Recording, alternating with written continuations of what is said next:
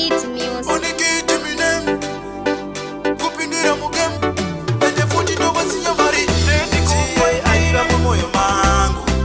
zvese nemupfungwa dzangu ndaitotinda muwana wangu nasi uno ndiye ava ex wangu ndokusaka ndakasiya ana njere mwana uyuka ana njere ndokusaka ndakasiya ana njere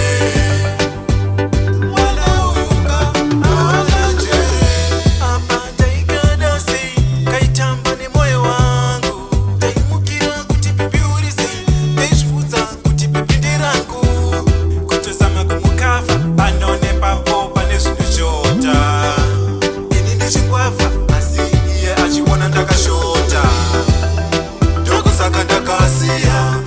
ana njere mwana uyuka ana njere ndokusaka ndakasiya ana njere mwana uyuka ana njere. Life hainawo balance maunoda iye hakude ngamufambira kusvika ingari bude kana singade iye hakude ndiye aiva mumwoyo mangu zvese nemupfungwa dzangu ndaitotinda muwana wangu nasi uno ndiye ava ex wangu ndokusaka ndakasiya ana njere mwana uyuka ana njere ndokusaka ndakasiya ana njere mwana uyuka ana njere.